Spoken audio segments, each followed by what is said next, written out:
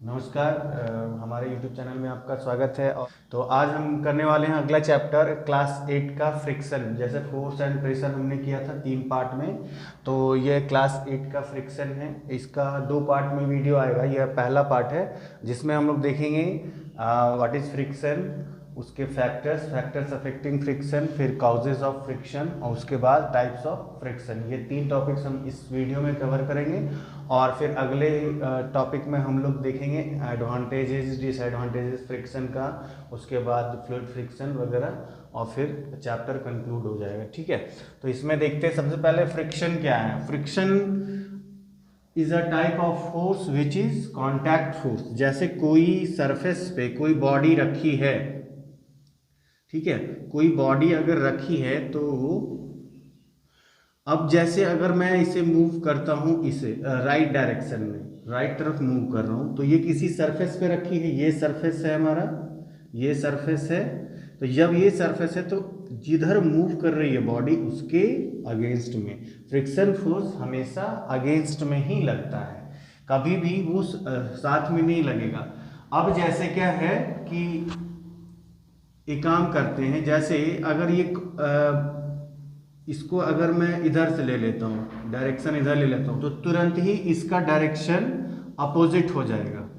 Friction का direction just इधर हो जाएगा। जैसे ही ये राइट साइड लेफ्ट साइड काम करना शुरू करेगा, राइट साइड हमारा फ्रिक्शन करने लगेगा। मतलब तुरंत तुरंत यह बदल सकता है, क्योंकि यह हमेशा इसको अगेंस्ट में एक्ट करना होता है।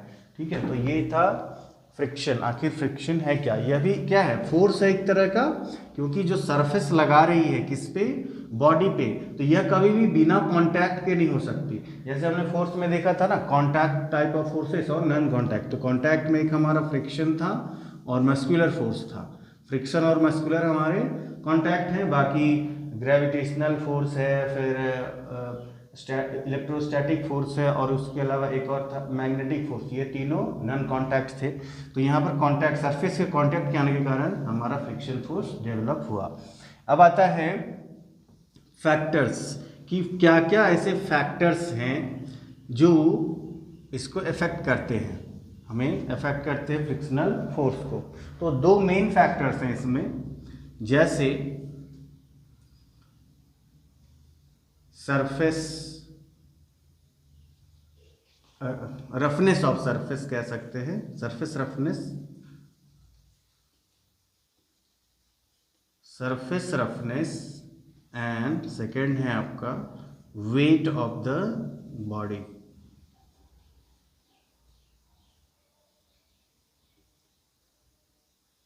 ये 2 मेन फैक्टर है। सरफेस रफनेस, जैसे जैसे रफ सरफेस, जैसे आप ऐसा कर सकते हैं, जैसे घर 2 सरफेस है मान लिया। घर में जैसे 2 तरह का, एक होता है आपका पन्ना प्लास्टर होता है, एक मार्बल है ना, जमीन जो बना रहता है हमारा।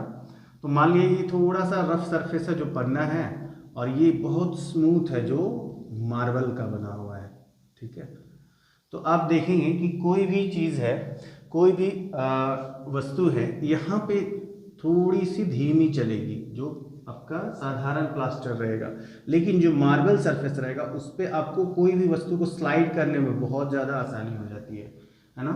तो जहाँ पर भी रफ सरफेस है वहाँ पे थोड़ी मुश्किल है, और मार्बल पे ये बहुत आसानी से मूव कर जाती है। तो इसका अर्थ क्या हुआ कि जैसे जैसे रफनेस बढ़ेगी फ्रिक्शन फोर्स भी बढ़ता चला जाएगा। तो सरफेस रफनेस से डायरेक्टली रिलेटेड है, मतलब जैसे जैसे हमारा जैसे जैसे हमारा रफनेस बढ़ेगा फ्रिक्शन भी बढ़ता चला जाएगा। जैसे हमारा ये भी रहता है, जैसे नया नया आपका बाइक रहे, साइकिल रहे या कार रहे, तो नया नया टायर रहते हैं उसके, तो उसमें देखे होंगे कि वो बने रहते छोटे छोटे छोटे छोटे ग्रूव्स टाइप के बने रहते हैं, और अलग अलग डिज़ाइन में रहता है वो। ठीक है, तो वो क्यों दिया रहता है? ताकि ज़्यादा से ज़्यादा फ्रिक्शन लगे। अब ज़्यादा से ज़्यादा फ्रिक्शन लगने के कारण क्या होगा कि यह ग्रिप बहुत अच्छे से रहेगी, मतलब वो स्किड नहीं करेगा। जैसे कभी कभी क्या होता है, बहुत स्पीड में गाड़ी होती है, तो जब आप उसका चक्का आप देखे होंगे कि बहुत पुराना होगा, तो कभी कभी टर्निंग वगैरह पे स्किड कर जाती है, थोड़ा सा मुड़िए तो स्किड कर जाती है। तो यहाँ पे क्या होगा कि जब आपका नई नई गाड़ी रहेगी तो उसका जो टायर है वो बहुत ज़्यादा ग्रूव्स है उसमें बने हुए, मतलब उसको वो अभी तक घिसा नहीं है, प्लेन नहीं हुआ है, तो इसका मतलब क्या है कि उसमें फ्रिक्शन अधिक लगेगा, और फ्रिक्शन अधिक लगने के कारण आपकी स्पीड तो नॉर्मल रहेगी, स्पीड बहुत तेज नहीं हो सकती, लेकिन आप उसका ग्रिपिंग बहुत अच्छा हो जाता है। ठीक है, तो यह हुआ डायरेक्टली रिलेटेड किससे, सरफेस रफनेस से। सेकेंड है वेट ऑफ द बॉडी। ठीक है, वेट पे कैसे डिपेंड करता है वो देखते हैं जरा, एक प्रैक्टिकल एग्जांपल। जैसे कोई सरफेस है, उस पे आपके घर में एक बॉक्स है, ठीक है, बॉक्स चलिए, या फिर टेबल पे बुक्स का एग्जांपल भी ले सकते हैं। एक बॉक्स मान लिया रखा हुआ है, आप उसको ढकेल रहे हैं, ठीक है, अब इसके ऊपर एक और बॉक्स रख दिया जाए, अब फिर आप जब ढकेलेंगे तो क्या होगा, आपको ढकेलने में थोड़ी सी परेशानी होगी थोड़ी सी, क्योंकि यहाँ पे अब क्या हो गया, इसका वेट बढ़ गया। अब एक और ब्लॉक अगर रख देंगे तो इसमें इसको ढकेलने में और ज़्यादा परेशानी होगी। और अब जो मेन बात माइंड करने वाली है वो ये है कि आपने देखा होगा कि आप नीचे वाले को अगर धक्का देंगे, ऊपर दोनों फ्री हैं, जस्ट इसके ऊपर रखिए, आप इसको छू नहीं रहे हैं, तो कभी कभी देखे होंगे कि इसको धक्का देने से ये दोनों पीछे की तरफ गिर जाती है। तो ऐसा क्यों होता है कि पीछे की तरफ गिर जाए, क्योंकि फ्रिक्शन इधर लग रहा है, ये सरफेस में फ्रिक्शन इधर लग रहा है। तो अब होता क्या है कि जब दो सरफेस यहाँ पे आ गई, यह पहली बॉडी है, यह दूसरी बॉडी है, और ये तीसरी बॉडी है, तो एक और दो के बीच में यहाँ पर भी एक फ्रिक्शनल फोर्स लग रहा है जो आपके अप्लाइड फोर्स के अगेंस्ट वर्क करता है। यहाँ पर भी, यहाँ पे इस दोनों दो और तीन के बीच में भी एक फ्रिक्शनल फोर्स वर्क कर रहा है, इस दोनों सरफेस के बीच में, एक और दो में भी, और दो और तीन में भी। तो यहाँ पर आप कुल मिलाकर देखेंगे कि आपको ढंग से इसको ले जाने के लिए बहुत अधिक फोर्स की आवश्यकता होगी। मतलब जैसे क्योंकि यहाँ पे एक फ्रिक्शन ऐसे ही बढ़ गया वेट बढ़ने के कारण, उसके बाद यहाँ इस सरफेस पे फ्रिक्शन बढ़ गया, फिर इस दोनों सरफेस का जो फ्रिक्शन है, इस कारण से आपको किसी भी भारी बॉडी को एक जगह से दूसरी जगह मूव करने में ज़्यादा परेशानी होती है, और हल्की बॉडी को एक जगह से दूसरी जगह मूव कराने में थोड़ी सी कम परेशानी होती है। तो ये था हमारा वेट ऑफ द बॉडी। आप इसको प्रैक्टिकली समझ सकते हैं। आप जैसे पढ़ाई कर रहे हैं टेबल पे, तो टेबल पे आप 2-4 बुक्स रख दीजिए। अब बुक्स रखने के बाद क्या होगा कि आप उसको धक्का दीजिए, और फिर उसके ऊपर एक और 4-5 और बुक्स रख दीजिएगा, तो वो बहुत भारी हो जाएगा, तो आपको स्लाइड करने में थोड़ी सी परेशानी होगी। ठीक है, तो ये था हमारा वेट ऑफ द बॉडी। तो अगर सरफेस रफनेस डायरेक्टली है तो वेट ऑफ द बॉडी क्या हो जाएगा, जैसे जैसे वेट बढ़ेगा फ्रिक्शन बढ़ेगा, तो ये भी क्या हो जाएगा, डायरेक्टली हो जाएगा। मतलब कि जैसे जैसे हमारा वेट बढ़ेगा फ्रिक्शन भी बढ़ेगा। ठीक है, और जैसे जैसे रफनेस बढ़ेगा तो फ्रिक्शन बढ़ेगा। दोनों फैक्टर्स पे डायरेक्टली डिपेंडेंट है। अब आता है कॉजेज ऑफ फ्रिक्शन। आखिर फ्रिक्शन आता कहाँ से है, क्यों होता है फ्रिक्शन?